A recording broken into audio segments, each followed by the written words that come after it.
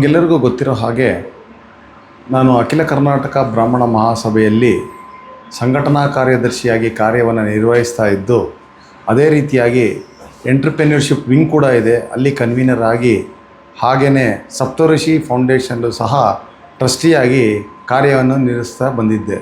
ಅನೇಕ ಕಾರ್ಯಕ್ರಮಗಳನ್ನು ನಾನು ಮಾಡ್ತಾ ಬಂದಿರತಕ್ಕಂಥದ್ದು. ಮೊದಲನೇದಾಗಿ ನಾನು ಶುರು ಮಾಡ್ಕೊಂಡಿದ್ದು ಅಂತಂದರೆ ಮೆಡಿಕಲ್ ಕ್ಯಾಂಪ್ ಮಾಡತಕ್ಕಂಥದ್ದು. ಆರ್ಡನ್ ಶಾಲೆಯಲ್ಲಿ ಆಗಿರ್ಬೋದು, ಬಸವನಗುಡಿಯಲ್ಲಿ, ಅದೇ ರೀತಿ PS ಹನುಮಂತ ನಗರ ಕಾಲೇಜಿನಲ್ಲಿ ಒಂದು ಬೃಹತ್ ಮಟ್ಟದಲ್ಲಿ ಅಪೋಲೋ ಆಸ್ಪತ್ರೆ ಹಾಗೂ ಯುನೈಟೆಡ್ ಆಸ್ಪತ್ರೆ ಜೊತೆಗೂಡಿ ಒಂದು ಮೆಡಿಕಲ್ ಕ್ಯಾಂಪನ್ನು ಆಯೋಜನೆ ಮಾಡಿರ್ತಕ್ಕಂಥದ್ದು. ಈ ಮೆಡಿಕಲ್ ಕ್ಯಾಂಪ್ನಲ್ಲಿ ಸರಿಸುಮಾರು 1000ಕ್ಕೂ ಅಧಿಕ ಜನಕ್ಕೆ ಉಪಯೋಗ ಆಗುತ್ತೆ.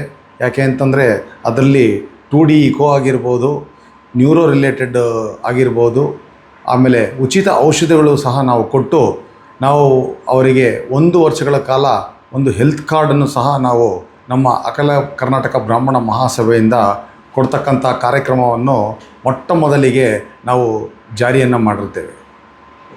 ಇನ್ನು ಏನು ಮಾಡಬೇಕು ಸರ್? ಇವಾಗ ಒಂದು ವೇಳೆ ಚುನಾವಣೆಯಲ್ಲಿ ಗೆದ್ದ ನಂತರ ಏನೇನು ವಿಷನ್ ಇದೆ ನಿಮಗೆ? ನಮಗೆ ಅನೇಕ ಆಸೆ ಆಕಾಂಕ್ಷೆಗಳಿದೆ. ಚುನಾವಣೆಯಲ್ಲಿ ಗೆದ್ದ ಮೇಲೆ ನಾವು ಮೊಟ್ಟ ಮೊದಲಿಗೆ ಟೆಕ್ನಾಲಜಿಯನ್ನು ತರುವಂಥ ಕಾರ್ಯಕ್ರಮ. ನಾವು ಟೆಕ್ನಾಲಜಿಯನ್ನು ತಂದರೆ ಅದರಲ್ಲಿ ಮೆಂಬರ್ಶಿಪ್ ಬೇಸನ್ನು ಇನ್ಕ್ರೀಸ್ ಮಾಡುವಂಥದ್ದಾಗಿರ್ಬೋದು. ಅದೇ ರೀತಿಯಾಗಿ ನಾವು ಪೇಮೆಂಟ್ ಪೋರ್ಟಲ್ಗಳನ್ನು ನಾವು ಓಪನ್ ಮಾಡಿ ಅನೇಕ ಫಾರಿನ್ ಫಂಡ್ಸ್ ಆಗಿರ್ಬೋದು, ಲೋಕಲ್ ಫಂಡ್ಸ್ ಆಗಿರ್ಬೋದು, ನಾವು ಅದನ್ನೆಲ್ಲ ನಾವು ಆನ್ಲೈನ್ ಮೂಲಕ ನಾವು ವಹಿವಾಟುಗಳನ್ನು ಮಾಡಿ ಬೃಹತ್ ಮೊತ್ತದಲ್ಲಿ ನಾವು ನಮ್ಮ ಅಖಿಲ ಕರ್ನಾಟಕ ಬ್ರಾಹ್ಮಣ ಮಹಾಸಭೆಗೆ ನಾವು ಸಂಗ್ರಹಣೆ ಮಾಡಿದ್ದೇ ಆದಲ್ಲಿ ಅದರಿಂದ ಅನೇಕ ಉಪಯೋಗಗಳಾಗ್ತದೆ. ಪೆನ್ಷನ್ ಸ್ಕೀಮ್ನ ಮಾಡುವಂಥದ್ದಾಗಿರ್ಬೋದು, ಇಲ್ಲ ಅಂತಂದರೆ ಬಡ ಮಕ್ಕಳಿಗೆ ಸ್ಕಾಲರ್ಶಿಪ್ ಕೊಡುವಂಥ ಕಾರ್ಯಕ್ರಮ ನಾವು ಜಾರಿಯನ್ನು ತರ್ತೇವೆ. ಹಾಗೆಯೇ ನಾವು ಅನೇಕ ಕಟ್ಟಡಗಳು, ಜಿಲ್ಲಾ ಮಟ್ಟದ ಅನೇಕ ಕಟ್ಟಡಗಳನ್ನು ಕಟ್ಟಬೇಕು ಅನ್ನುವಂಥದ್ದು, ಇದನ್ನು ಮಾಡ್ತಕ್ಕಂಥದ್ದು. ಅದೇ ರೀತಿಯಾಗಿ ಅನೇಕ ಆಸ್ಪತ್ರೆಗಳಲ್ಲಿ ನಾವು ರಿಸರ್ವ್ ಫಂಡ್ಸನ್ನು ಕ್ರಿಯೇಟ್ ಮಾಡಿ ಈ ಡಯಾಲಿಸಿಸ್ಗೆ ಹಣ ಸಂಗ್ರಹಣೆ ಮಾಡಿ ಕೊಡ್ತಕ್ಕಂಥದ್ದಾಗಿರ್ಬೋದು, ಕ್ಯಾನ್ಸರ್ ಪೇಷಂಟ್ಸ್ಗಾಗಿರ್ಬೋದು, ಅವರಿಗೆ ಔಷಧಿಗಳನ್ನು ಸಹ ಕಡಿಮೆ ದರದಲ್ಲಿ ಅವರಿಗೆ ಸಿಗದಂತೆ ನಾವು ಮಾಡಬೇಕು ಅಂತ ಭಾಳ ಆಸೆಯನ್ನು ಇಟ್ಕೊಂಡಿದ್ದೀವಿ. ಒಟ್ಟಾರೆ ಏನು ಹೇಳ್ತೀರಾ ಸರ್ ಮತದಾರರಿಗೆ? ಮತದಾರರಿಗೆ ನಾನು ಏನು ಹೇಳೋಕ್ಕೆ ಇಚ್ಛೆ ಪಡ್ತೀನಿ ಅಂತಂದರೆ, ಇದೇ ತಿಂಗಳು 13ನೇ ತಾರೀಕು ಚುನಾವಣೆ ಇದೆ. ಬೆಳಿಗ್ಗೆ 8 ಗಂಟೆಯಿಂದ 5 ಗಂಟೆಯವರೆಗೂ ಚುನಾವಣೆ ಇರುತ್ತೆ. ದಯವಿಟ್ಟು ವೋಟ್ ಹಾಕಿ. ಯಾಕೆ ಅಂತಂತಂದರೆ ಇವಾಗ ನಾವು ಯಾವಾಗಲೂ ಸಹ ನಮ್ಮ ಬೆಂಗಳೂರಿನಲ್ಲಿ 30ರಿಂದ 40% ವೋಟ್ಗಳಾಗುತ್ತೆ. ಬಟ್ ಈ ಸತಿ ನಮಗೆ 22,000ಕ್ಕೂ ಅಧಿಕ ಮತದಾರರಿದ್ದಾರೆ. ದಯವಿಟ್ಟು 70ರಿಂದ 80% ನಮಗೆ ವೋಟನ್ನು ಹಾಕಿ ನಮಗೆ ಶಕ್ತಿ ಕೊಡಿ. ಆ ಶಕ್ತಿಯನ್ನು ನಾವು ಇಟ್ಕೊಂಡು ಮುಂದಿನ ದಿನಗಳಲ್ಲಿ ಅನೇಕ ಕಾರ್ಯಕ್ರಮಗಳನ್ನು ರೂಪಿಸಿಕೊಂಡು ನಾವು ಯಶಸ್ವಿಯಾಗಿ ಮಾಡ್ತೇವೆ ಅಂತ ಈ ಸಂದರ್ಭದಲ್ಲಿ ಹೇಳ್ತೀನಿ. ನನ್ನ ಹೆಸರು ರವಿಕುಮಾರ್ ಆರ್, ಅಶೋಕ್ ಆರ್ನಹಳ್ಳಿ ಬೆಂಬಲಿತ ಅಭ್ಯರ್ಥಿ.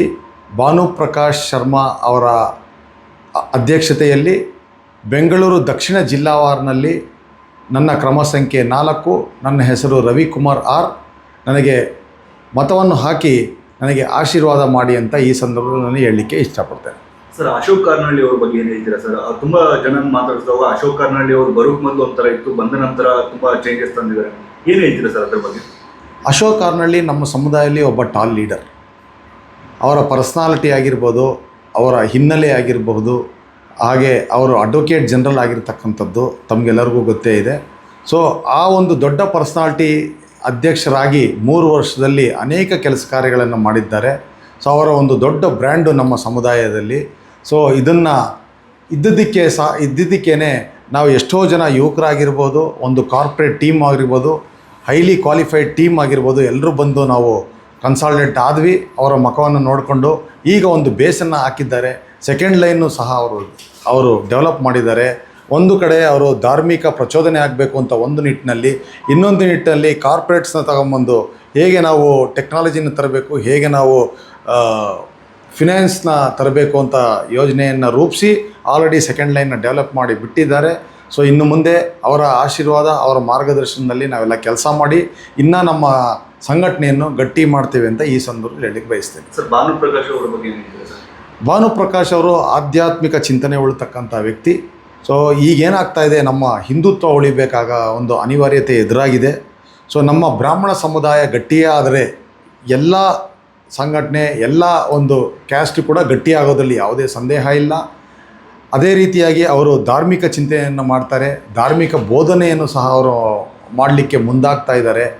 ಸೊ ಅದರಿಂದ ನಮಗೆ ಉಪಯೋಗ ಏನಪ್ಪ ಅಂತಂದರೆ, ಒಂದು ಕಡೆ ಧಾರ್ಮಿಕ ಚಿಂತನೆಗಳು ಎಲ್ಲ ಗಟ್ಟಿಯಾಗುತ್ತೆ, ಇನ್ನೊಂದು ಕಡೆ ನಮ್ಮ ಎಂಟ್ರಪ್ರೆನ್ಯೂರ್ಶಿಪ್ ಆಗಿರ್ಬೋದು, ಒಂದು ವ್ಯಾಪಾರ ಮಳಿಗೆಗಳು, ಫೈನಾನ್ಸಿಂಗು, ಟೆಕ್ನಾಲಜಿ ಆಗಿರೋದು ಇನ್ನೊಂದು ಕಡೆ ಪ್ಯಾರಲಲ್ ಆಗಿ ಓಡುತ್ತೆ. ಸೊ ಇದು ಜೋಡೆತ್ತುಗಳ ಥರ ಎರಡೂ ಸಹ ಓಡಿದ್ರೆ ನಮ್ಮ ಸಮುದಾಯ ಗಟ್ಟಿಯಾಗೋದ್ರಲ್ಲಿ ಯಾವುದೇ ಅನುಮಾನ ಇಲ್ಲ. ಒಟ್ಟಾರೆ ಈಗ ಫೈನಲ್ ಮತದಾರರಿಗೆ ಇನ್ನೊಂದ್ಸಲ ಏನು ಹೇಳ್ತೀರಿ? ತಾವು ನಮಗೆ ಮತದಾನ ಮಾಡಿ ನಮ್ಮನ್ನು ಆಶೀರ್ವದಿಸಿ ನಮ್ಮ ಸಿಂಡಿಕೇಟನ್ನು ಮಾಡಿದ್ದೇ ಆದಲ್ಲಿ ನಾವು ಇನ್ನೂ ಹೆಚ್ಚಿನ ರೀತಿ ಕೆಲಸವನ್ನು ಮಾಡ್ತೇವೆ. ತಮಗೆ ಆಲ್ರೆಡಿ ಗೊತ್ತಿರೋ ಹಾಗೆ ನಮ್ಮ ಸಿಂಡಿಕೇಟ್ ಅನೇಕ ಕೆಲಸಗಳು 3 ವರ್ಷದಿಂದ ಮಾಡಿದೆ. ಮುಂದೆ ಸಹ ನೆಕ್ಸ್ಟ್ 5 ವರ್ಷದಲ್ಲಿ ಸಹ ನಾವು ಕೆಲಸವನ್ನು ಮಾಡಿ ಇನ್ನೂ ನಮ್ಮ ಸಮುದಾಯವನ್ನು ಗಟ್ಟಿಪಡಿಸೋದ್ರಲ್ಲಿ ಯಾವುದೂ ಸಂದೇಹವಿಲ್ಲ.